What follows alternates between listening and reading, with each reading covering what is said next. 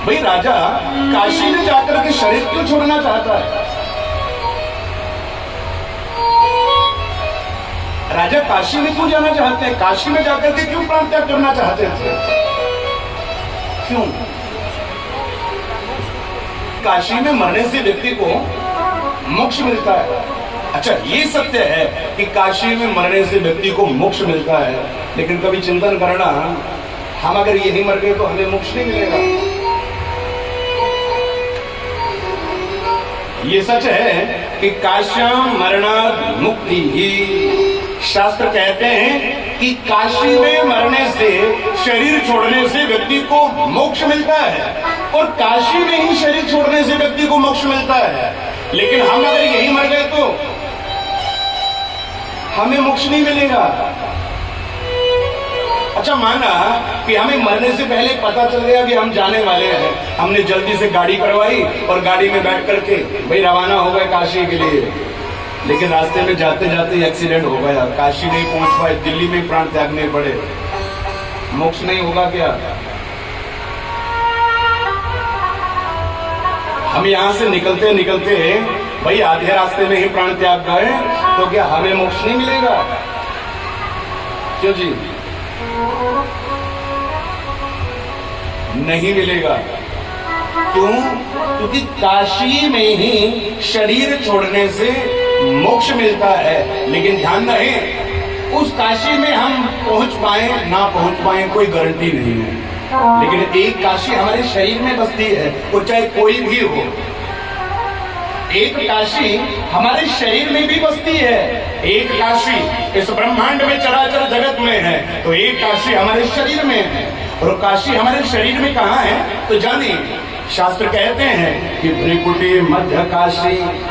ये जो भ्रिकुटी के मध्य का क्षेत्र है ना, इस क्षेत्र को काशी कहा गया। क्या कहा गया?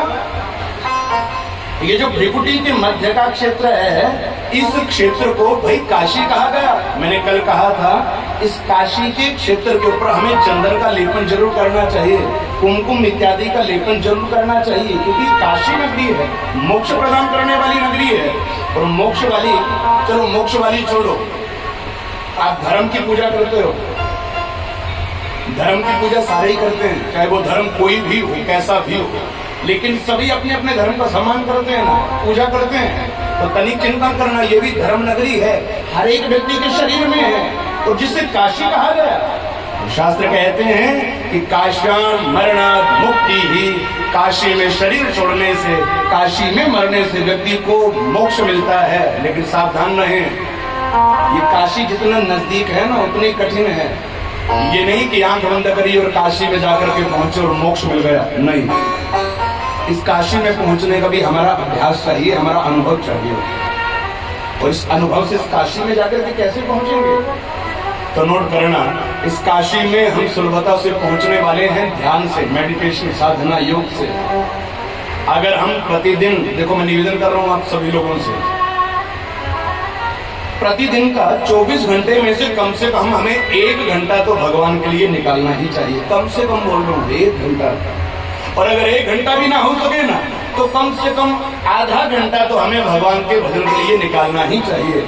और अगर आधा भी नहीं निकल सके तो कम से कम 15 मिनट तो हमें भगवान का नाम लेने के लिए, उस ईश्वर को जपने के लिए निकालने ही चाहिए।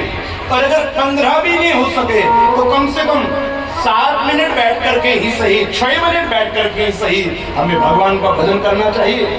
और अगर 6 मिनट नहीं हो सके तो कम से कम 1 मिनट तो हमें भगवान का भजन करना ही चाहिए। और अगर 1 मिनट भी नहीं हो सके ना तो कम से कम आधा मिनट तो हमें भगवान का नाम जपना ही चाहिए। और अगर आधा मिनट भी नहीं जप पाओ तो फिर हाथ उठा करके कह देना, प्रभु हम सबसे बड़े पागल हैं, मूर्ख हैं, नालायक हैं, हमसे आपका नाम भी नहीं जपा जा रहा।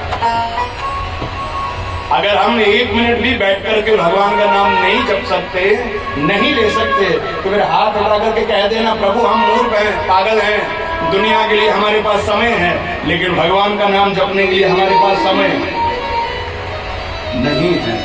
निवेदन करूंगा, पागल नहीं बनना है, हम इंसान हैं, इंसान ही बनना है। लेकिन करना क्या है तो तनिक चिंतन करना, भजन के लिए समय निकालना है, स्वाभाविक है। अगर आप प्रतिदिन का समय निकालोगे ना भगवान का भजन के लिए, एक समय ऐसा आ जाएगा आप सहज समाधि को प्राप्त करोगे। सहज समाधि किसे कहते हैं? जो काम आप प्रतिदिन करते हैं ना, वो काम एकदम आपके दिमाग में जाकर के बैठ जाता है। यूं साधारण उदाहरण से कहूं तो कभी कंप्यूटर चलाने वाले को देखना जो कि टाइपिंग करता है, आप कभी देखना जो स्टार्टिंग करेगा, अब जो अभी तक सीख रहा है वो एक एक अक्षर ढूंढ ढूंढ करके लिखेगा, वही के एस ये इत्यादि सब कुछ। लेकिन जिसका अनुभव बड़ा पक्का हो गया वो स्क्रीन देखता है क्या? वो नीचे कीबोर्ड देखता है क्या?